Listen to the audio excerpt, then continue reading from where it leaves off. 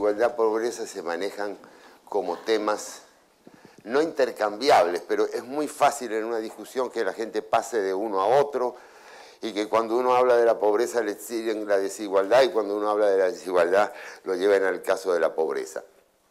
Yo quiero, lo primero que vamos a hacer, no sé cuánto tiempo me llevará, pero la primera parte que yo quiero hablar es sobre desigualdad en general. Y en parte se los digo porque desigualdad social es una cosa que se puede entender de muchas maneras. ¿Qué es la desigualdad social? Eso pues, puede aludir a la existencia de diferentes grupos sociales que son desiguales, pero inmediatamente uno piensa, pues todos los grupos son desiguales de por sí, porque si no, no fueran grupos. Y entonces uno piensa en la dotación de recursos económicos, pero sería una desigualdad económica. Entonces, lo de desigualdad social requiere que primero lo enfoquemos por el mero concepto de desigualdad. Y ahí empieza la primera complicación de este tema. Este tema es bastante más complicado de lo que uno cree, aunque se trata normalmente en política con bastante facilidad y se dan respuestas enseguida muy sencillas que las vamos a ver, pero normalmente equivocadas. Lo primero que a mí me interesa que pensemos es que todos los seres humanos son desiguales por naturaleza, ¿verdad? No hay dos personas iguales. Uno los mira ya desde las caras para adelante, son todos desiguales. El segundo punto también es que se puede ser desigual en infinidad de cosas. Es decir, uno puede ser desigual en cuanto a su talento, lo cual es una palabra general, porque podemos hablar del talento matemático, el talento musical, el talento pictórico, el talento memorístico. Se puede ser desigual por sus antecedentes, por el idioma que se habla, por su naturaleza física. O sea, ¿en qué se es desigual? Hay por ahí quien dice que en algunos sentidos todos aceptamos ser iguales y en otros sentidos no queremos ser iguales, y que justamente en qué se es igual o en qué se busca ser igual reside toda la discusión sobre el tema político.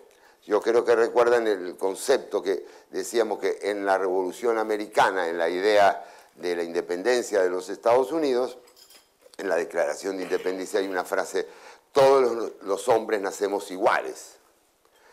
Y ahí hay gente que ha reflexionado muy bien sobre esto y dice, bueno, en realidad eso es una mentira. Eso es una frase bonita, buenísima de Jefferson, pero en realidad todos los hombres somos absolutamente desiguales, totalmente desiguales. La frase quiere decir otra cosa. La frase quiere decir que deberíamos ser iguales o somos iguales en ciertos sentidos. En algunos sentidos vale la pena y en otros no.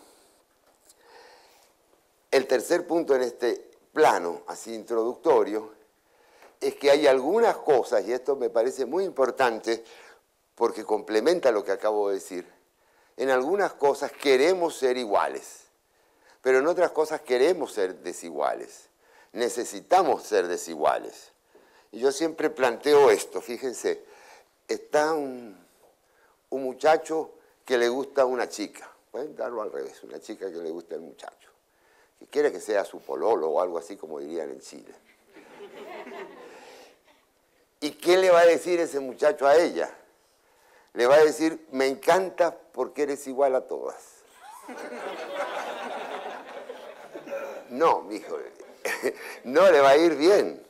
Ella le va a decir, a mí me gusta porque tú eres un tipo mediocre, tipo como todos, pues. Ni mucho ni poco, estamos en el mismo plano todos. No, no funciona eso, ¿no? Uno quiere ser totalmente desigual, uno quiere ser totalmente diferente, único, exclusivo. Y ese es un deseo profundo que tenemos los seres humanos. Queremos que se nos trate como personas. Y las personas son unas altas y unas bajas, y unos viejos y unos jóvenes, unos oyen mal y otros oyen bien. A uno le gusta apostar a las carreras de caballo, a otro le gustan las sinfonías de Mozart. Si se ponen a ver los planos en que se puede ser desigual, son prácticamente infinitos. Entonces queremos esa desigualdad en unos sentidos. ¿En qué sentidos no queremos ser desiguales? ¿En qué sentido queremos que nos traten como iguales? Bueno, en general, yo diría que en aquellos sentidos que tienen que ver con lo que los filósofos llamaban, o todavía llaman, la justicia distributiva. Y ahí empezamos a ver algunos detalles que pueden ser interesantes. Supónganse un padre que tiene 4 hijos y que van a un parque de diversiones, por ejemplo, a un sitio a divertirse. A cada uno le compra un refresco, gaseosa, agua, o como se llame en cada país. A cada uno le compra la entrada. Y en eso los 4 muchachos o muchachas quieren ser iguales, ¿verdad? No puede ser que a este le paguen esto y el papá no le pague esto a la otra, ¿verdad? O sea, ahí queremos ser iguales, queremos sentir que somos iguales. Pero enseguida podemos complicar el ejemplo y decir, bueno, pero van a entrar a una montaña rusa y la más chiquita, pues, no tiene la altura para entrar a la montaña rusa. ¿Cuál es el trato igual? ¿Qué pide la niñita esa? Bueno, ahí podemos resolver las cosas de diversas maneras. Yo creo que no hay una manera ética definida, clara y programada para decir qué es lo ético, qué es lo mejor. Tú puedes decirle, bueno, mija, tú te quedas acá mientras tus hermanas van para allá y te compro un dulce. O yo te voy a llevar otro juego que puedan ir los niños. O nada. Es decir, no se puede ser igual con gente desigual en la justicia redistributiva. Este es mi primer enfoque con lo que es la desigualdad. Pasemos a hacer un análisis ahora de los tipos básicos, podríamos decir, de los tipos más importantes de en qué se es desigual, ya tratando de apuntar no al plano subjetivo, no al plano individual, no al plano de la persona, sino al plano de lo social, del colectivo, de las sociedades. Pero entendiendo que esas sociedades están formadas por personas, ¿verdad?, que tienen sentimientos, que tienen posiciones ante la vida, que tienen preocupaciones, necesidades, etc. Y ahí vendría una definición o una distinción que yo voy a hacer un poco que va fuera de lo normal, de lo que se habla, entre desigualdad política, desigualdad económica y desigualdad social. Entendiendo de que no hay una definición muy aceptable, muy clara para todo el mundo, entendiendo entonces con esa referencia primaria, pasemos a ver lo que yo llamaría desigualdad social, entrando primero por la desigualdad política. Ahí no voy a ser muy largo, no voy a extenderme mucho, porque es algo que ya hemos tratado en otras reuniones. Yo anoche mismo les hablaba de los liberales en la época de la independencia y hablábamos del liberalismo clásico, del liberalismo del siglo XVIII, del iluminismo, que era una corriente filosófica, una corriente de pensamiento que estaba en contra de lo que yo en este momento estoy llamando desigualdad política. ¿Qué es la desigualdad política? Es la atribución de diferentes derechos políticos a las personas según alguna categoría que se establezca previamente. Esa categoría que se establece previamente, que entiendo se la podría llamar también social, pero estoy tratando de hacer una separación para que se entienda mejor, esa categoría que se expresa previamente puede ser lo que hablábamos, yo creo que es el mejor ejemplo, lo que hablábamos en la época de la monarquía absoluta, es decir, la diferencia entre nobles y plebeyos, entre los que eran de familia de hidalgos y los que eran quizás siervos de la gleba, señores y siervos, amos y esclavos, etc. Algunos, y esto es en la historia de la humanidad durante prácticamente todo el tiempo, salvo algunas excepciones que sí las hubo, esa es la historia de la humanidad en casi todos sus sistemas políticos, en casi todos los estados que se han organizado antes de esta época que estábamos hablando ayer, de finales del siglo XVIII, principios del siglo XIX. Esa diferencia significaba entonces que la persona, como ya lo hemos dicho, nacía en un estrato, en una clase o en un estamento determinado, sociológicamente es preferible utilizar la palabra estamento en ese caso, es decir, para indicar que es algo fijo. Y ese esclavo no podía liberarse, o si podía liberarse pagando su propio rescate, ese esclavo tenía que, bueno, trabajar durante largo tiempo para obtener el rescate, e incluso después no iba a ser una persona con los mismos derechos quizá que los que tenía su amo. Esa diferencia estamental, esa ruptura que es social, y yo la llamo política. ¿Por qué la llamo política? Bueno, porque implicaba que unos tenían el derecho, de algún modo directo o indirecto, a decidir sobre la vida pública, y los otros eran objetos pasivos dentro de esa vida pública. Se llevaba a los esclavos para que construyeran una fortaleza, se ponía a los siervos a trabajar la tierra sin que ellos tuvieran mayor derecho a decidir sobre la cosa pública, sobre la república, sobre el reino o sobre lo que hubiera en ese momento. Ese es un tipo de desigualdad que prácticamente ya en la tierra no existe. Es un tipo de desigualdad que todavía se mantuvo en algunos sitios. El caso de la discriminación racial que impedía votar o que impedía hacer ciertas cosas en los Estados Unidos hasta la Guerra de Secesión. Y hay algunos casos así, el paso de ciertos países musulmanes, donde las personas que no son de la religión musulmana no tienen ciertos derechos, en fin. Ese es el problema político de la desigualdad.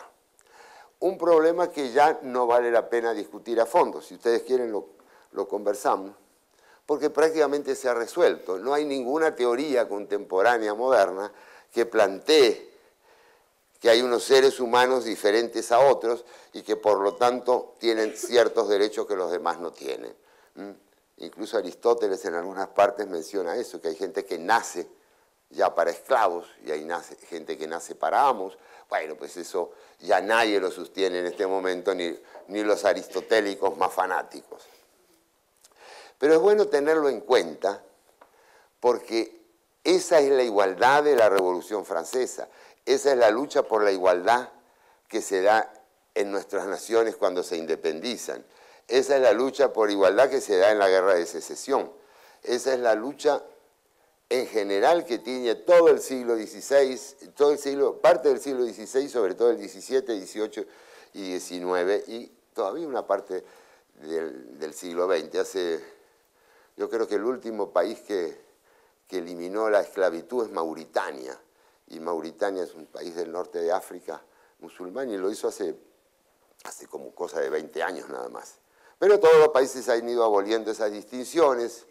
Hay nobles que aparecen en la revista Hola, pero que no tienen, en la revista esa española, donde está toda la realeza europea, pero no tienen más cosas que señalar la moda, las costumbres o el gusto artístico. ¿A qué llamo yo desigualdad social? Que no es la que posiblemente se tuvo interés en plantear en este título, seguramente no lo es. Yo llamo desigualdad social a esa desigualdad que se impone socialmente, no por vía legal. Si se acuerdan de ayer o anteayer que se hablaban de las instituciones, que Walter Castro planteaba que hay unas instituciones y hay otra cosa que él llamaba organizaciones, ¿verdad? Es decir, una organización es algo que se crea como, para volver a un ejemplo que es fácil de recordar, el Banco Central es una institución política, pero desde el punto de vista sociológico es una organización, algo que se instituye pero que tiene una ley de fundamento, que tiene un edificio determinado, que tiene políticas, reglamentos personal, etc. Eso es una organización, en esta terminología, una institución que es la moneda. Es algo más abstracto, es algo más general, que todo el mundo utiliza, pero que nadie ha creado deliberadamente. Se puede cambiar de moneda deliberadamente, se puede tener una ley que reglamente la moneda, incluso lo corriente en este siglo es que el Banco Central sea el único emisor de moneda. Fíjense cómo una cosa se junta con la otra, pero son dos planos diferentes. Uno es el plano de la actividad espontánea, de la actividad social. La gente, aún cuando no hay ninguna moneda, aún cuando estén prohibidas todas las monedas, inventa o utiliza monedas.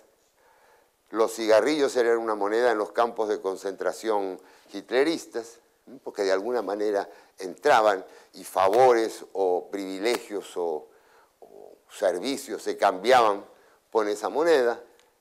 Cuando en tiempos anteriores eran diversos productos, mercaderías, mercancías como el cacao, como la sal y otros, o sea, la gente tiene moneda. Bueno, cuando yo hablo de desigualdad social, en este caso social, es social en este sentido de la moneda y no del Banco Central. Y eso es una cosa que vale la pena tomarla en cuenta por las circunstancias actuales de lo que se está legislando en muchas partes del siglo XXI. Esa desigualdad social es completamente natural en el ser humano. El ser humano viene de, digamos, de su época más primitiva, organizado en tribus y en grupos de tribus que al final se convierten en una especie de estados y luego esos estados llegan a ser reinos, etc. Pero siempre hay un nosotros y un otros, nosotros y ellos en todas las tribus. ¿Qué quiere decir? De que yo tengo una solidaridad especial de grupo pequeño. El ser humano de por sí tiene una solidaridad obvia de grupo pequeño que empieza ¿con qué? Con la familia.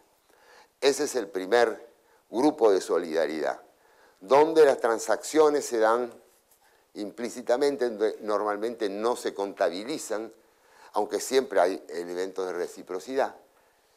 Y ese grupo pequeño se extiende en tiempos modernos a grupos mayores, la ciudad, el país, el Estado, etc. De tal manera de que desde el punto de vista social, para uno, hay desigualdad social o diferenciación social, más que todo, sería la palabra, entre nosotros y ellos. ¿Quiénes somos nosotros? Bueno, los uruguayos, los cachiqueles, los negros, los blancos, los no sé qué.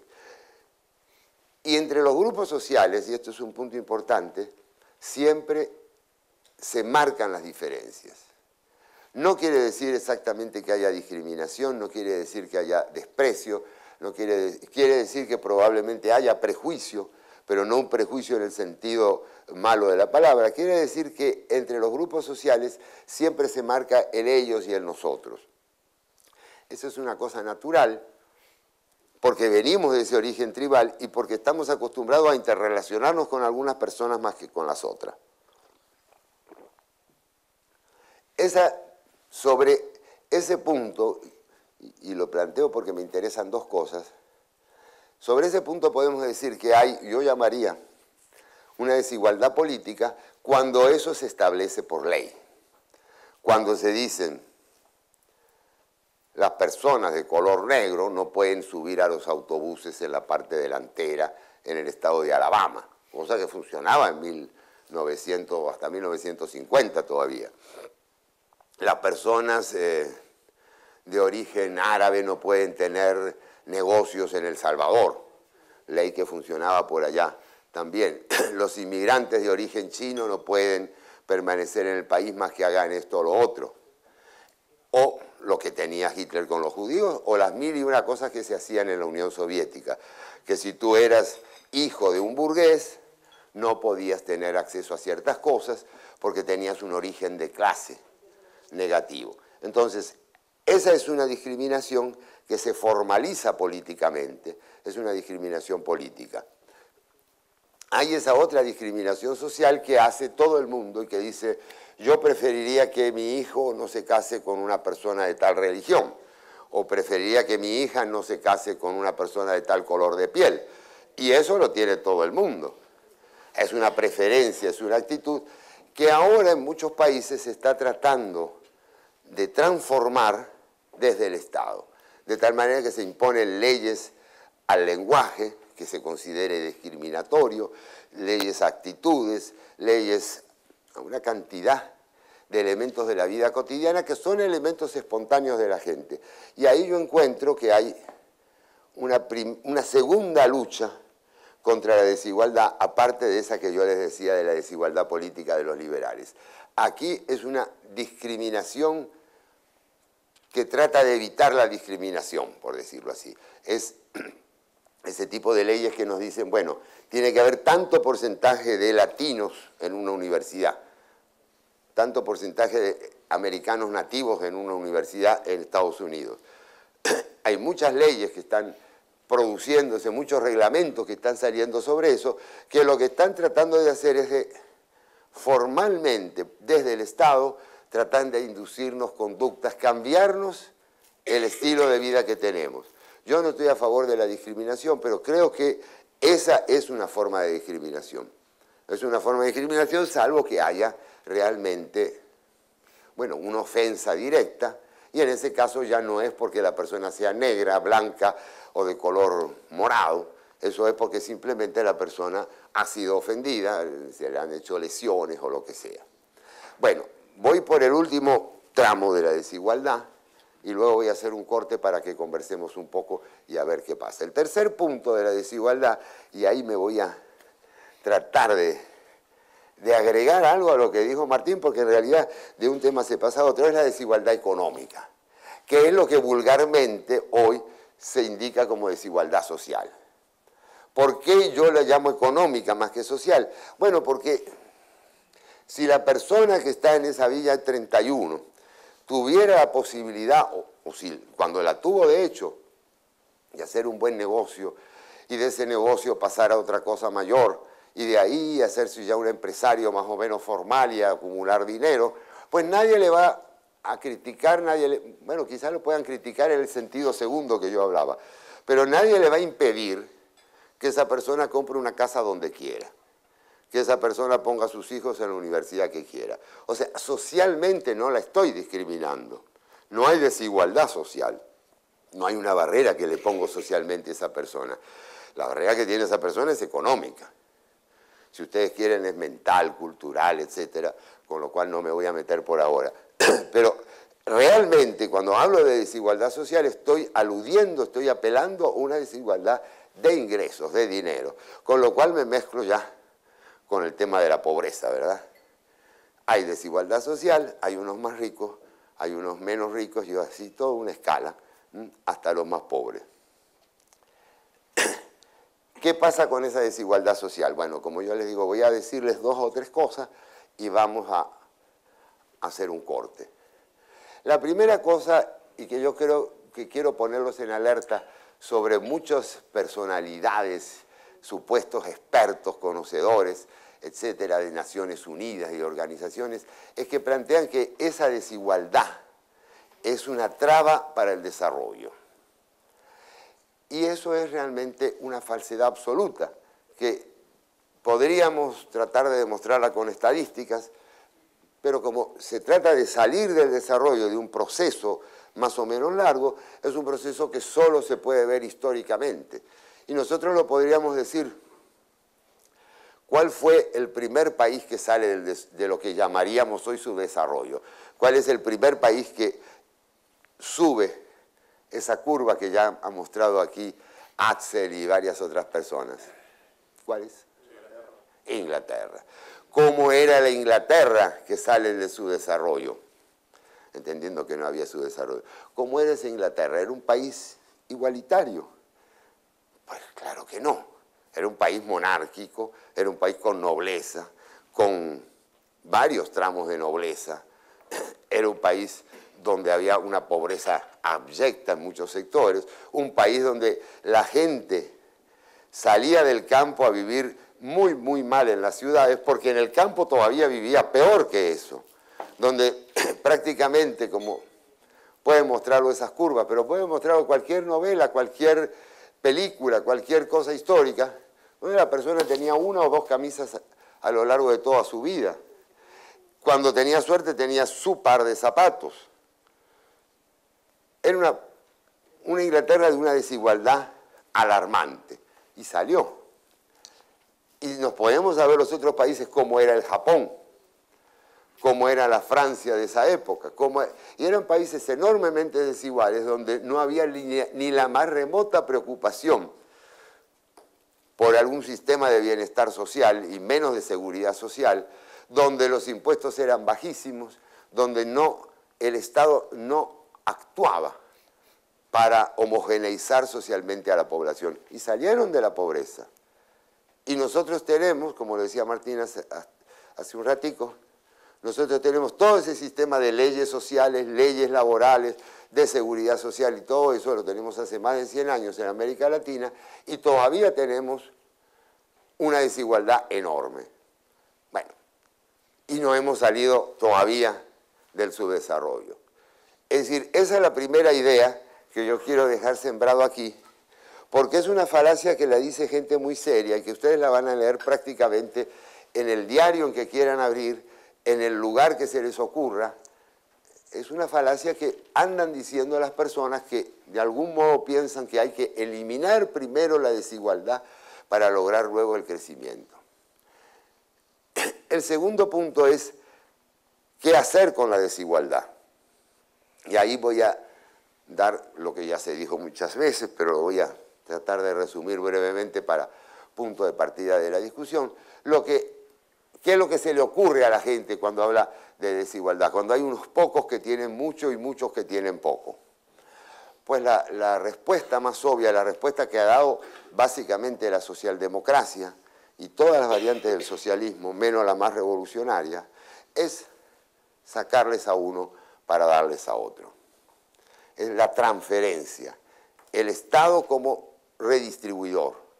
El Estado como ente que más allá de las situaciones sociales y de los grupos sociales, quita mediante impuestos progresivos el dinero a los que más tienen para transferírselo a los que menos tienen.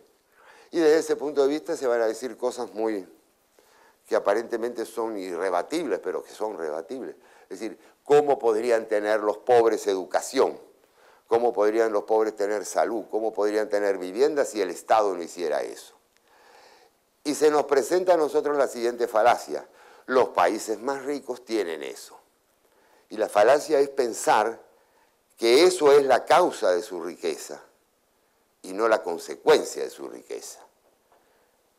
O sea, para resumir y terminar este primer punto, o sea, esta presentación general que les estoy haciendo, que esos países son ricos, y ahí podemos pensarse en los escandinavos, en algunos países del norte de Europa, que son ricos porque tienen un enorme sistema de seguridad social. La gente paga muchísimos impuestos y esos van al Estado y el Estado los distribuye en salud, educación, vivienda y pensiones. Y se piensa que esa es la causa de la riqueza. En realidad, y es lo que voy a sostener ahora, el problema es completamente al revés. Esa es la consecuencia de la riqueza. Eso se puede hacer porque tienen el dinero suficiente para hacerlo. Si no, no se pudiera hacer. Pero bueno, aquí yo quiero ver qué terreno estamos pisando y si hay preguntas, qué reflexiones les ha motivado todo esto. Salvo la consecuencia de que no van a tratar a la gente así, decirle tú eres igual que todas, para eso. Eso supongo que lo... Diga. Mi pregunta nace específicamente cuando usted menciona este elemento que nace la desigualdad por la vía legal, o sea, por medio del Estado. El matrimonio en Chile es un acto legal, entonces mi pregunta es si este acto constituye una forma de desigualdad, por ejemplo, entre todas las personas. También lo relaciono, por ejemplo, con la desigualdad política que usted mencionó, ya que en Chile se aprobó hace poco una ley antidiscriminación que viola este principio de igualdad ante la ley. Pero de matrimonio no te entiendo la relación entre desigualdad y matrimonio ahí. Porque el matrimonio solamente se puede, en Chile solamente se pueden casar un hombre y una mujer, por ejemplo, no dos mujeres o un hombre con, no se da lo mismo. ¿Cuál es la respuesta que me puede dar o cuál es su opinión al respecto? Bueno, mira, ahí depende básicamente de la definición de matrimonio. Desde el punto de vista legal es cómo está definido el matrimonio. Si el matrimonio está definido entre un hombre y una mujer, pues no hay ninguna discriminación. Eso, obviamente que es así. Hay que ver si tú pones entre dos personas, pues entonces se puede hacer de la otra manera. Eso desde el punto de vista legal. Ahora, eso recoge o debiera recoger un sentimiento, una actitud, una moralidad que hay en la sociedad. Yo no sé exactamente qué te puedo decir en ese sentido en Chile, pero en general hay una amplia discusión sobre ese tema. A mí me parece que llevar ese tema al plano legal, bueno, hay que llevarlo porque el matrimonio es monopolio del Estado. Yo cuestionaría básicamente ese principio. Yo pienso que la verdad que si se quieren unir personas de dos sexos diferentes y hasta de tres sexos diferentes no hay ningún problema. Pero es un problema de ellos, ¿verdad? No tengo yo por qué pagar impuestos para que se unan ni para que los persigan. Con la ley de discriminación, eso es lo que yo te digo que yo he visto en varios países y que a mí me asusta mucho porque son leyes muy manipulables y son leyes que están pretendiendo modelar desde el Estado el comportamiento personal de la gente. ¿Y cuál es lo malo de modelarlo desde el Estado? Aparte de todas las prevenciones que yo como liberal puedo tener contra el Estado. Aparte de eso, que el Estado tampoco es el Estado. No me lo distraigas, chicos. No, el Estado no es la voluntad general. Eso es lo que se supone que debería ser o lo que dicen algunos. El Estado normalmente está secuestrado por 7 u 8 ONGs, consejeros, asesores y expertos que van a decir, mira, si tú saludas con la mano más para acá, estás discriminando a los mapuches. No, pero es que para los mapuches no sé qué, y así todo. Entonces, realmente se puede llegar a extremos terribles. Yo no creo que Chile del siglo XXI vaya a haber esos extremos terribles, pero no estemos tan seguros. Eso es lo que yo diría, y mejor nos prevenimos de algún tipo de ley de esa manera. ¿Usted cree que este discurso de la desigualdad social hay que matizarla? En Estados Unidos hubo un caso que una alumna promedio quería entrar a la Universidad de Chicago, bueno, no recuerdo si era de Chicago, Florida, no me acuerdo, mentiría, y entonces ella no entra, pero sí tiene todo el puntaje para entrar, pero le dieron la posibilidad a 10 individuos que eran de tez raza africana. ¿Pero por qué? Porque la ley universitaria establecía que debían de darle primero a los grupos minoritarios y entonces fue una creación de discriminación positiva. Entonces, no sé si pudiera ahondar en este discurso de matizar el discurso de la desigualdad social. Ahí hay otras observaciones que pudieran hacerme en contra de mí. Es decir, bueno, pero esa gente parte de una situación desprivilegiada y yo lo tengo que sobrecompensar. Ese es el argumento de los igualitaristas de ese sentido. Bueno, eso en primer lugar es una falacia estadística, ¿verdad? Es decir, no toda persona de raza X está en posición inferior. Puede haber algunos que estén hasta en posición superior, ¿verdad? A lo mejor entra en la escuela de leyes, la persona es afroamericano, pero es hijo de 3 generaciones de abogados. Ha leído y ha estudiado Derecho ya mucho más que los otros. Primer año se luce, no porque sea afroamericano. Es decir, en primer lugar hay esa discriminación estadística. En segundo lugar, y ese es el problema, uno de los problemas éticos más graves, es quién tiene derecho a decidir eso. El Estado, y vuelta al mismo punto, el Estado como voluntad general.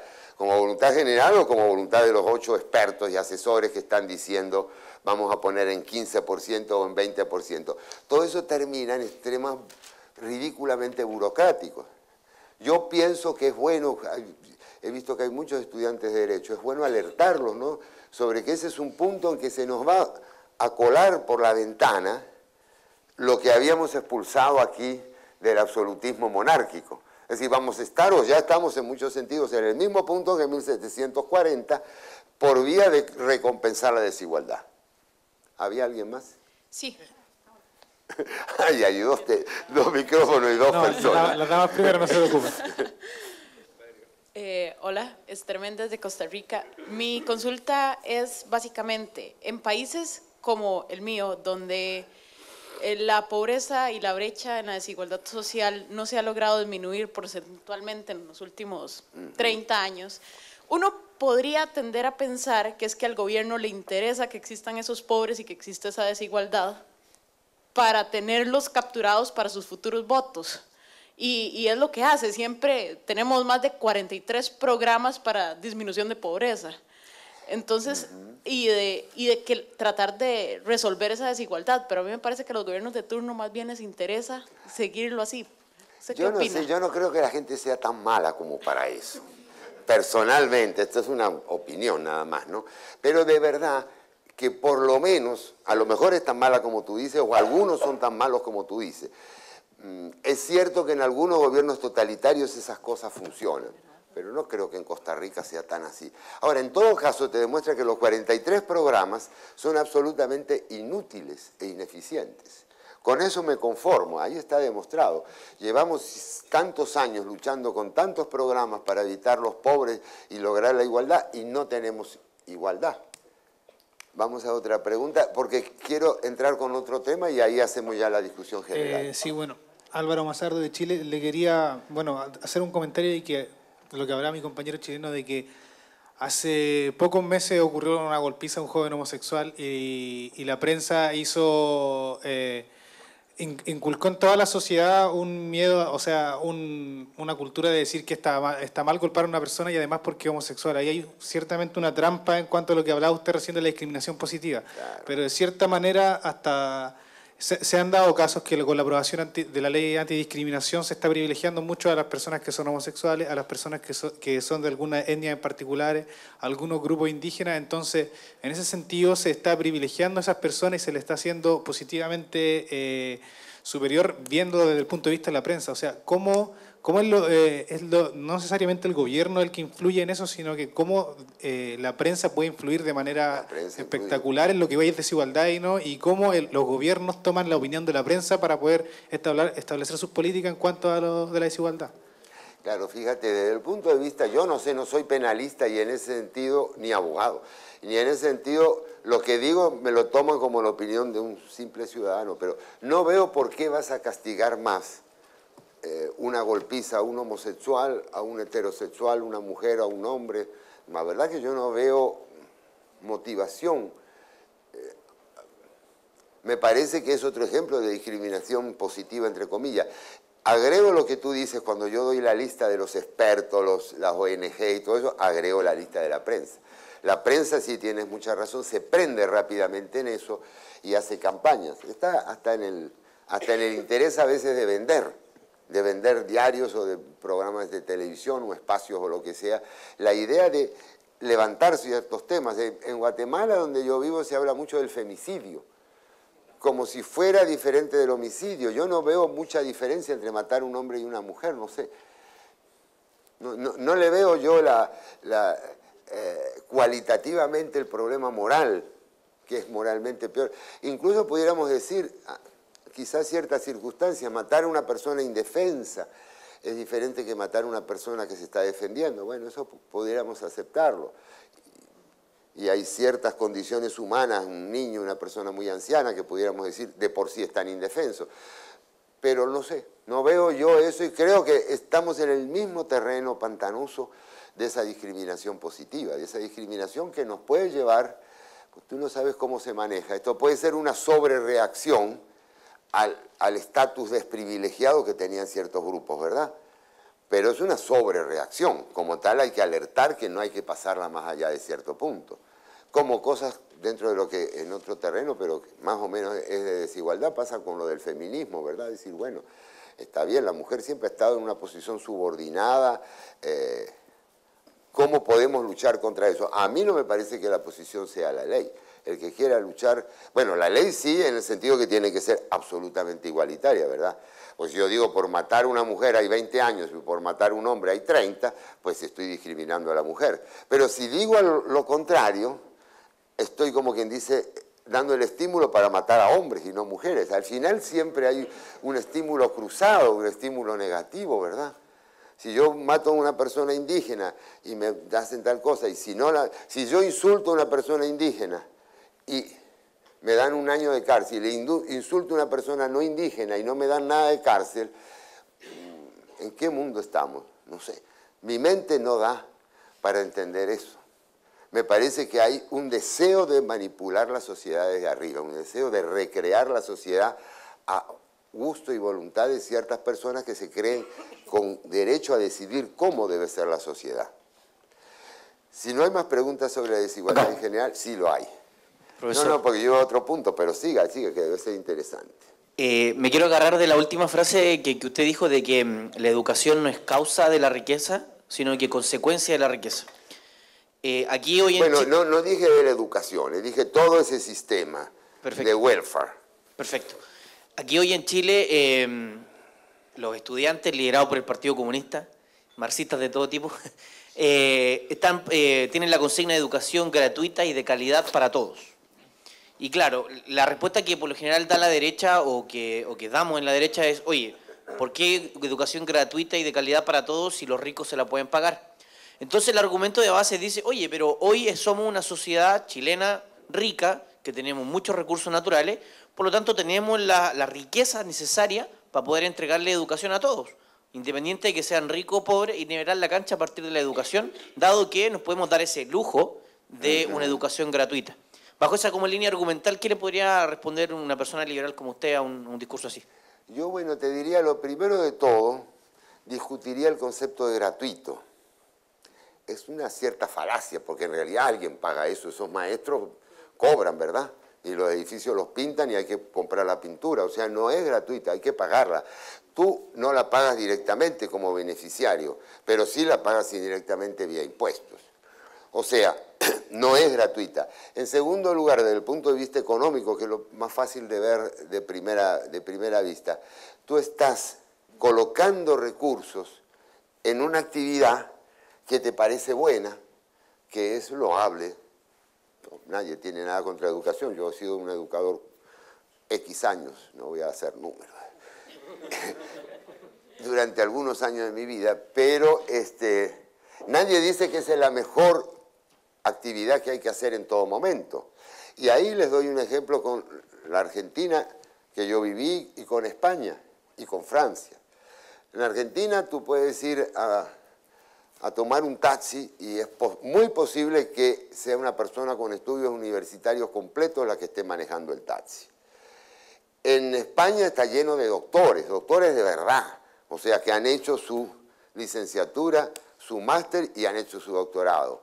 Y están desempleados, en tanto doctores. Claro, quizás pudieran ponerse a hacer otro trabajo, pero ellos no lo quieren porque son doctores. En Francia es lo mismo, es decir, en Cuba está lleno de supuestos médicos o gente con educación superior, y también hay muchos doctores en lingüística, en física y en no sé qué, pero esa gente no trabaja eso. ¿Por qué se produce ese desequilibrio? Porque tú has metido recursos en algo que realmente no hay demanda. Entonces, educación gratuita y de calidad para todos va a significar que Chile, si se acepta esa idea, va a tener un exceso, una sobrepoblación de personas educadas y de calidad, lo cual no es lo mejor, aunque a uno le parezca. No, en materia de economía y en materia de lo social y en materia de la vida individual también, no hay ninguna cosa que cuanto más mejor. Todas las cosas tienen un punto óptimo, más allá del cual se convierten un poco en negativas o en problemáticas. Yo te puedo decir, bueno, ¿cuántas camisas tienes tú? 40. Tienes 400, uy, sería bueno. Bueno, no sería ni tan bueno. ¿Qué haces con las 400 camisas? Ni te acuerdas cuáles tienes. Pero cuando yo te digo tienes 4.000, tú me vas a decir, caramba, pero, profesor, me voy a tener que mudar de casa, porque yo no me caben las 4.000 camisas. O sea, hay un punto en que hay un exceso. Y el exceso puede ser de camisas o de doctores. O sea, ese concepto parte, o pretende partir, de la idea de que cuanto más educación, mejor. Y eso es hasta cierto punto muy loable personalmente, pero no lo puedes sobreestimular con esa apariencia de gratuidad. Eso es lo que yo diría. No sé si es medio enredado o medio... tendrías que quizá traducirlo al lenguaje de tu polémica, pero eso es lo que yo veo de fondo. ¿De qué depende, volviendo al tema de la pobreza, de qué depende que una persona que hace un trabajo rutinario en una empresa gane 6.000 euros y no 200, como pasa en muchos países? ¿De qué depende en general eso? Alguien dígame. ¿Por qué? Porque son mejores los empresarios, son más buenos los empresarios suecos que los dominicanos. No creo yo, hay gente tan buena en Dominicana, no puede ser. Pero ¿por qué le pagan entonces esa miseria de 200 y el otro paga 6.000? ¿Un tipo de trabajo diferente? O sea... No, para el mismo trabajo. En realidad está reflejando el nivel medio de productividad de la sociedad esta y el nivel medio de la otra sociedad. Es decir, eso determina el asunto de la escasez, determina el tipo de trabajo, etc. Pero al final, un campesino que está trabajando con un buey y está arando no puede producir más que tantas fanegas de trigo, y una persona que está con un tractor computarizado y está desde adentro de una oficina con aire acondicionado y dirige el tractor, bueno, pues siembra y produce 100 veces más. A la larga se termina siendo muy barato el producto y la mano de obra rinde enormemente, está produciendo. O sea, hay una ganancia por los dos lados. O sea, la primera falacia que le tratan de meter a uno con el tema de la pobreza todavía es que eso depende un poco de la ley o de la buena voluntad. Y el argumento de Martín me parecía obvio. Bueno, si depende de la ley, ¿por qué vamos a poner un sueldo mínimo de 300 euros a esa gente dominicana? ¿Por qué de una vez no le ponemos los 6.000? Si es por ley. Dice, no, pero es que no podría ser, el mercado no lo podría dar. No podría ser porque si esa gente produce 6.000, le pago 6.000, lo que produce va a ser carísimo. Ahí está el problema. No habría quien lo comprara, la sociedad no tiene ese nivel de productividad general como para pagar porque no se genera. En realidad te están pagando lo que se genera. Entonces, la primera idea sería, en ese sentido, que no depende el nivel de ingreso de la buena voluntad ni de la ley compulsiva. Y el segundo punto tiene que ver con la historia de Escandinavia. Si ustedes leen, no sé, hoy día casi nadie lee novelas escandinavas, pero si leen, hay un Nobel, Knut Hamsun, que escribió un libro que se llama Hambre, y otro El juego de la vida, muy bonito escritor realmente. Si ustedes leen o ven películas o lo que sea, se van a dar cuenta que hace 100 años esos países eran muy pobres. ¿Cómo salieron de la pobreza? No salieron porque estaban los socialdemócratas y les sacaban el 70% del impuesto a la gente y se lo daban para construir escuelitas y la gente aprendía y entonces producía más. Esa es la novela que tenemos en la cabeza y ese es un poco el mito que ha creado la socialdemocracia. Hemos puesto un Estado fuerte, el Estado fuerte ha sacado muchos impuestos, esos impuestos han fomentado la educación, con gente muy educada se ha producido más y al producirse más somos todos más ricos. ¿Gracias a quién? A papá Estado. La historia, el cuento real no es ese para nada, eso no es lo que pasó. Lo que pasó es que esa gente, sí hay problemas, hay actitudes o hechos de tipo moral que importan. Esa gente tuvo la capacidad de ahorrar, de invertir, de ir acumulando capital, tuvo cierta estabilidad, los suecos la tuvieron, como para ir invirtiendo en su propio país. Y eso fue generando ¿qué? Mayor productividad. Y cuando se llegó a cierto punto, entraron los socialdemócratas ya por 1920 no sé cuánto, todavía no era un país muy rico, y empezaron a hacer ciertas políticas redistribucionistas. Pero piénsenlo así, ese obrero sueco que llega a Puerto Plata a tomar sus vacaciones, ese obrero sueco gana 6.000 euros y le sacan 70%. O sea, 70% que se le revierte luego en servicios que provee el Estado, ¿verdad? A ese dominicano que gana 300, ¿qué hace de su vida si tú le sacas el 70%? Se muere, ¿verdad? si te quedan $90 para vivir, estás muerto. Ese es por el lado del contribuyente. Por el otro lado del Estado, de $300, 70% son $210. Con eso no vas a hacer muchas escuelas, ni mucha vivienda, ni te da para mucho. Por eso yo digo que el estado de bienestar es un lujo que se dan países ricos. Que tú lo estabas diciendo recién con la educación de calidad, ¿verdad? Sí, es un lujo que nos podemos dar. Hay que ver si lo puede dar. Yo, y esta es la parte final que me gustaría entrar después en preguntas, pero yo tengo 4 objeciones, a ver si no me olvido de las 4, porque siempre me olvido de alguna. 4 objeciones sobre el estado de bienestar. La primera es una falacia conceptual. El estado de bienestar transfiere riqueza, por lo tanto, en el fondo no elimina pobreza. Es decir, es la misma riqueza que estaba antes, la que se la saqué a Juan y se la pasé a Luis. Eso es todo lo que hice. Una persona que gana X nivel, y ahí podemos entrar a discutir quién es pobre o quién no es pobre. Una persona que tiene cierto nivel de ingreso que está abajo de una línea que yo tracé. Supongamos que esa línea está bien, no importa. Esa persona deja de ser pobre porque el Estado le ha transferido X suma de dinero o de servicios. Yo pienso que no, porque no se han generado esos servicios. Porque ese dinero que recibió la persona ha dejado de ser gastado por otra persona. En última instancia, el conjunto de bienes que hay en la sociedad es igual. Ese es el primer punto, que es falaz hablar de reducción de la pobreza a través de la transferencia de riquezas. Esa persona además no es pobre porque no está produciendo, no deja de ser pobre porque no está produciendo. Y ahí viene el segundo punto que yo objeto, que es que eso va a crear condiciones de dependencia económica, mental, finalmente ética y política, que va a impedir que esa persona produzca por sí misma la riqueza que necesita. Es decir, una persona en el fondo va a hacer este tipo de cuentas. Si yo tengo un seguro de desempleo de tanto, y con eso puedo vivir de tal manera y se me renueva hasta tantos meses, y para tener seguro de desempleo lo que tengo que hacer es anotarme, hacer una cola y anotarme en una ventanilla.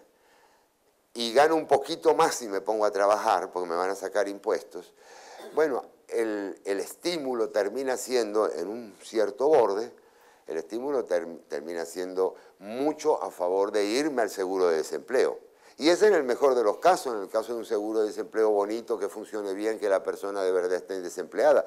No en el caso de los programas populistas que tenemos en Argentina, en Venezuela y en otros países, donde simplemente se le da a la gente el dinero y se pide o se exige o se trata de lograr que esa gente vote por cierto candidato, vaya a ciertas manifestaciones, interrumpa el tránsito de ciertas calles, etcétera, etcétera.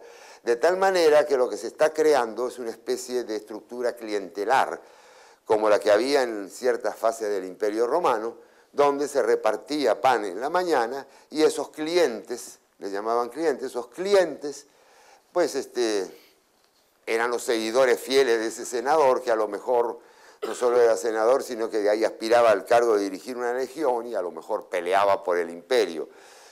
Estamos llegando a una estructura de ese tipo que es muy corrosiva desde el punto de vista moral. Gente que está acostumbrada a no trabajar y a recibir dinero sin trabajar, y que para lograrlo tiene que quedar bien con ciertos políticos y hacerle favores a ciertos políticos. O sea, tenemos el primer problema, es que no se elimina la pobreza. Este problema también, que moralmente estoy minando las bases de la eliminación de la pobreza. Porque si hay algo más o menos evidente es que la pobreza se elimina trabajando, ¿verdad? No repartiendo y no jugando a las cartas, sino... Entonces, ese es el segundo problema. El tercer problema es un problema que tienen ahora los europeos en general, un problema financiero, que yo creo que lo hablaron esta mañana, aunque yo no tuve la oportunidad de escuchar lo que habló Axel en su conjunto. Es el problema de que las demandas de la sociedad son infinitas y los recursos del Estado no son infinitos. ¿Por qué los recursos del Estado no son infinitos? Bueno, porque los tengo que sacar de impuestos, imponerlos, quitárselos a la gente. Impuesto indica que nadie va por sí mismo a hacer una cola para pagar impuestos. No es que la gente desee pagar eso al Estado. Total que hay que sacárselos. La gente los paga hasta cierto punto. Más allá de cierto punto empieza la evasión, empieza, bueno, todos los recursos que tiene la gente para no pagar tanto. Pero el problema fundamental no es ese, es que yo como Estado no le puedo sacar a la gente más impuestos que en una cierta proporción a lo que están ganando esas personas. O sea, yo no puedo aumentar los impuestos de un día para otro. Sí, yo puedo decir de un día para otro, créense 8 universidades estatales. Hago un decreto y empiezo a contratar gente, a construir los edificios. Puedo aumentar el gasto prácticamente a voluntad, pero no puedo aumentar el ingreso a voluntad. Esa es la restricción que tiene el Estado y que tenemos todos en el fondo. Entonces, uno dice, sí, bueno, pero un Estado rico, los suecos, volvemos a los suecos. Los suecos sí pueden hacerlo. Miren, los suecos lo hacen, por lo que yo sé, porque cada tanto hacen un recorte y cada tanto bajan, aumentan la edad de la jubilación, bajan la edad de no sé qué, cambian esto, cambian lo otro, porque siempre viene un gobierno más de derecha y después otro de izquierda, y en realidad van manteniendo un cierto equilibrio. Si tú no mantienes el equilibrio, pues realmente lo que vas a tener, en primer lugar, es un déficit. Ese déficit lo hacen jugar pidiendo más impuestos. Cuando el impuesto no dé para la gente, la producción de la riqueza del país no dé para sacar más dinero de impuestos, y tengas unos compromisos, ¿qué es lo que va a hacer el Estado? Pues va a endeudarse, se endeuda y se endeuda y se endeuda. ¿Qué pasa con un Estado endeudado? Bueno, que viene un año malo económico y en vez de la recaudación fiscal ser 100 es 94, pero sus deudas están programadas para tener 100 de ingresos, porque el porcentaje de sus ingresos que paga de deuda cada año va creciendo. Y llega un momento, y eso nos pasó en América Latina y ahora no nos pasa en general por suerte, llega un momento en que entonces hay que contratar un nuevo préstamo para pagar los préstamos anteriores y después para pagar los intereses de los préstamos anteriores. O sea, estás en quiebra. Los países latinoamericanos lo que hacían era emitir moneda. Pero entonces el problema del estado de bienestar es que los impuestos son duros de subir, son poco elásticos a la subida, los ingresos. Los egresos no, porque la gente que le está pidiendo educación gratuita de calidad para todos, mañana va a pedir salud gratuita de calidad para todos, y pasado mañana va a pedir esto. Y eso es lo que la gente quiere. A lo mejor uno dice, bueno, pero no porque la gente quiera hay que dárselo, pero tú sabes cómo funciona, todos nosotros sabemos cómo funciona la democracia. La democracia funciona que si yo estoy pidiendo y pidiendo esto, y viene un candidato y me dice, mire, usted no le podemos dar todo eso porque por todas estas razones que acaba de decir Sabino no lo vamos a hacer. Y viene otro candidato y dice, no, no sean tan mezquinos como ese hombre, voy a dárselo todo yo. ¿Quién va a ganar las elecciones?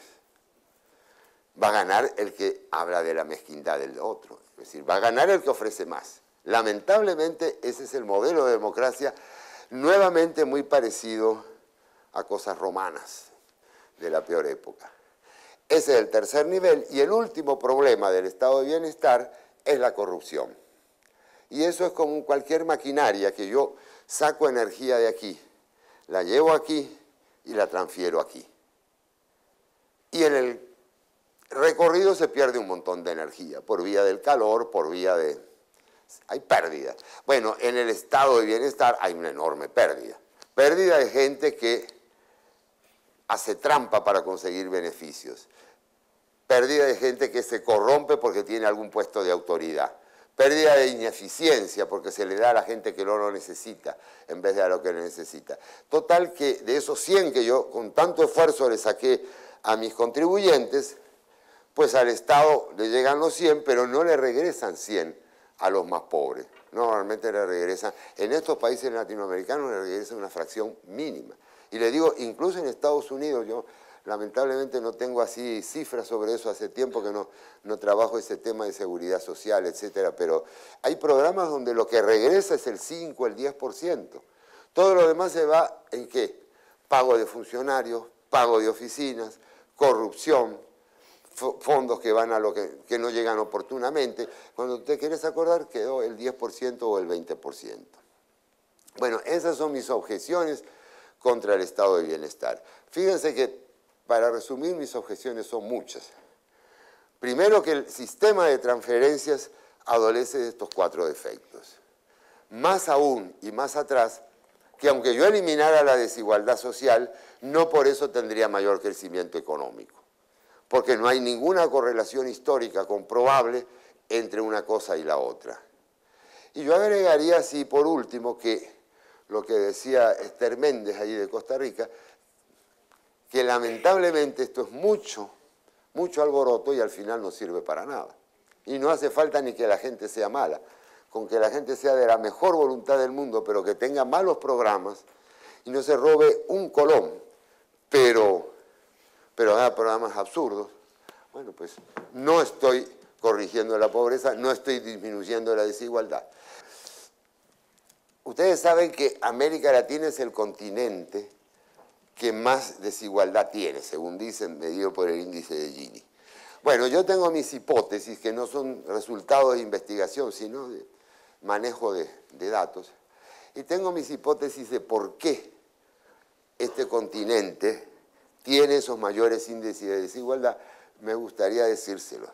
Y la primera causa para mí es que este es un continente que ha vivido más inflaciones que casi ningún otro en la historia. Es verdad que los europeos lo han tenido en otra época, en los años 20, pero después de los años 30 prácticamente no ha habido.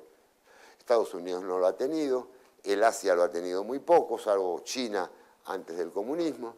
Pero estos países han tenido, en el caso como ejemplo del de Brasil, ha tenido casi 100 años de inflación, 80 años de inflación. Entonces, ¿por qué digo yo que la inflación es eso? Porque la inflación recicla el dinero, hace que el que tiene más dinero pueda comprar bienes que se protegen de la inflación y el pobre está obligado a ahorrar en moneda local, está obligado a comprar al precio que le den porque está comprando día a día, finalmente no puede acumular reservas ni stock y la inflación entonces penaliza al que está abajo. El segundo factor es lo que ya dijo Martín y no lo voy a repetir en extenso, es el hecho de la regulación. Y fíjense que las regulaciones y la inflación han venido por ir queriendo crear un estado de bienestar que al final no es de bienestar, es de malestar, diría yo, que no nos da vivienda, no nos da seguridad social a los más pobres, que arroja a la mitad de la población a la esfera de lo informal. Adelante, cargador del tiempo. No es eso, sino es para hablar, para tocar ese punto. Dale, mejor. A mí me gusta mucho mencionar el tema de Hayek. Hayek decía que siempre y cuando las reglas del juego sean justas, el resultado es justo. Entonces, en teoría, la desigualdad no debe ser vista con malos ojos en un país, en una sociedad donde las reglas del juego sean justas. El problema con América Latina en estos 500 años es que las reglas del juego nunca han sido justas y siempre han estado cargadas contra los pobres, contra los que menos tienen. Con eso que usted explica, la inflación, el proteccionismo comercial que usualmente castiga a los más pobres, la regulación que impide que los pobres se puedan abrir sus propios negocios de una manera expedita, la falta de derechos de propiedad y la falta de acceso a estos. La gente para poder registrar sus propiedades tiene que pasar por un viacrucis y toda la gente vive sin poder tener un título de propiedad sobre las propiedades en las que habitan. En fin, las reglas del juego en América Latina están sumamente cargadas contra los pobres. De ahí la desigualdad, de ahí que un 60%, 50% de la población en América Latina en edad laboral esté en el sector informal. Y por lo tanto yo creo que hay un caso que se puede hablar de que los liberales sí nos importa la desigualdad social en América Latina, pero la solución nunca es más Estado, sino es corregir estas reglas del juego que son injustas y están cargadas contra ellos. Magnífico. Y yo voy a tomar lo que dice Juan Carlos y voy a exhortar, porque aquí son todos jóvenes que a lo mejor pronto van a hacer un máster, un doctorado, hay economistas. ¿Por qué no se ponen a estudiar ese tema seriamente? Es un tema que vale la pena estudiarlo y a especificar esto. ¿Qué reglas, verdad? Hay reglas que son neutras, hemos tenido reglas buenas y malas. Pero ¿cuáles son las peores reglas? Y fíjense que al final hay muchas paradojas ahí. ¿Por qué se hace la inflación? ¿Por qué los estados emiten dinero? Bueno, para dar una apariencia de bienestar, que es lo que va a producir el malestar, la desigualdad. O sea que sí nos importa, entendida como desigualdad económica, vamos a decir, o social, política, en el sentido de la discriminación legal. No nos importa la desigualdad en sí mismo. La desigualdad, yo quiero terminar con esto, la desigualdad es sana. Imagínense un mundo de iguales y por 10 segundos, imagínenselo, todos iguales, todos vestidos iguales, por ahí Mao Zedong y Pol Pot más o menos anduvieron cerquita. Es un mundo aterrador, es quizá el peor de los mundos. Quizá es mejor ser el que está abajo y luchar contra el que está arriba, hacer una revolución, que estar todos iguales y mantenernos todos iguales y consumimos lo mismo, producimos lo mismo. Mira, eso es inhumano profundamente. Pues nuevamente de México. Me parece interesante lo que menciona porque, bueno, hoy en día la política, con la alternancia política del Partido Conservador, bueno, el PAN, y ahora con el PRI, pues siguen con el gran eslogan del estado de bienestar, ¿no? Y nosotros tenemos gratuita la salud, la educación, carreteras, transportes, y aparte subsidiamos gasolina, aparte subsidiamos tortilla y la canasta básica. Yo viajando por Guatemala hemos visto cómo contrabandean la gasolina. Sí, pero y no la solamente venden eso. así. ¿Cómo nosotros podemos entender en México lo que aquí en Sudamérica han aprendido de una forma completamente distinta? Bueno, mira, esto último es muy difícil de manejar, por así decir, porque se recubre de esa imagen de proteger a los más débiles, de discriminar a los que están mal, y realmente, no sé, eso es una lucha ideológica que habría que dar, a mi modo de ver, muy importante, y es la que se está insinuando para el futuro. Ya hoy día nadie habla de esas cosas marxistas de lucha de clases y de dictadura del proletariado, todo eso la gente ni sabe, pero sí, por ahí viene el problema. Mira, lo que hay que hacer es explicarlo y yo creo que también diría, las personas que estudian Derecho, las personas que estudian Filosofía, pues debieran buscar el fundamento moral. Y a mi manera de ver, tratar de ir demostrando que estamos en la vía de regresar a esa discriminación del absolutismo preiluminista. Ahora, con lo del estado de bienestar, mira, yo no sé, es un problema cultural, civilizatorio, diría prácticamente. Para mí está enredado con un problema cuasi religioso. Es decir, pienso que mucho de la lealtad que se tenía a la Iglesia Católica, que precisamente proveía de seguridad, de daba a los pobres, de educación, mucho de la transferencia a la Iglesia Católica, mucho de lo que daba la Iglesia Católica se ha transferido al Estado. No la transferencia de la Iglesia y el Estado hacia uno, sino de uno hacia la Iglesia. Es decir, la Iglesia se sacralizaba, ¿verdad? La Santa Madre Iglesia. Y acá nadie dice el Santo Padre Estado, pero es la actitud. Y la actitud es que, por ejemplo, cosas que a mí me llaman la atención, hay un terremoto y si el presidente no viaja corriendo a la zona del terremoto, todo el mundo lo crucifica. En realidad, un presidente en una zona de terremoto, a mi modo de ver, estorba, porque tiene su custodia, su gente, es decir, ahí lo que necesita otro tipo de gente, es defensa civil, etc. Pero el presidente tiene que estar en esas cosas. El Estado tiene que proveer a cosas como si el homosexual o el blanco o el negro o lo que sea. Es decir, estamos asumiendo al Estado como un ente sacralizado. Entonces, ese es un proceso de larga duración. Eso no lo van a terminar de ver ustedes. Son cosas que vienen de la época del laicismo, arrancan de la época del iluminismo, la Revolución Francesa. Proceso de muy larga duración, muy profundo, porque la gente ha transferido la lealtad religiosa a un ente mundano. Yo creo que hubo son reflexiones así que yo estoy pensando en voz alta.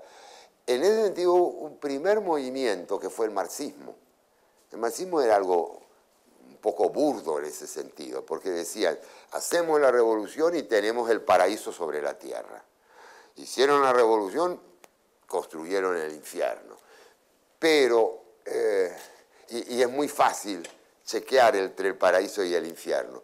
Pero en este momento la promesa es mucho más suave, ¿verdad? Educación de calidad para todos. Eso se puede lograr más o menos. Entonces, ese punto es complicado. Creo yo, no sé que no hay ningún partido político importante en Occidente que no esté comprometido con ese welfare state. Y ahí tenemos que reflexionar y pensar cómo le vamos a dar vuelta. Bueno, ¿cuál es la solución? Es muy fácil la solución. Hay que desmantelar ese Estado en las cosas que tiene de más gruesas. Hay que mantener el Estado para que realmente haga un rol subsidiario, que llegue a donde no puede llegar otra gente.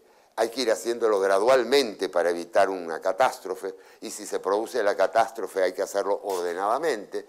¿Y eso cómo le vamos a llamar? Ahí sí, pónganle un nombre de fantasía bien bonito, porque a la gente le gustan los nombres así. No podemos no va a decir capitalismo puro y duro, no, ponle un nombre así, nuevo estado de progreso, qué sé yo, para eso están los publicistas. Tiene que haber algo así que ilumine la imaginación de la gente. Pero la solución es muy sencilla, dar cierto bienestar, por lo menos gradualmente ir viendo eso, y abandonar todos estos programas y tratar de frenarlo. La solución también es que no todo pase por vía democrática. Yo soy un demócrata, pero pienso que hay cosas que no se pueden resolver por mayoría. Entonces hay algunas cosas que se debieran sacar del ámbito de la política, porque son del ámbito de la esfera privada.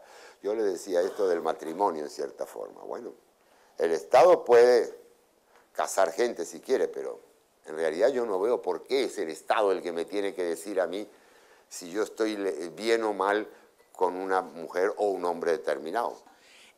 Respecto a que esta ley regula todos aquellos grupos que hacen incitación al odio. Entonces me gustaría saber su postura respecto a eso, porque estos casos no son actos en particulares, pero sí son publicaciones pequeñas que hacen incitación al odio respecto, por ejemplo, minorías como los mapuches o los homosexuales.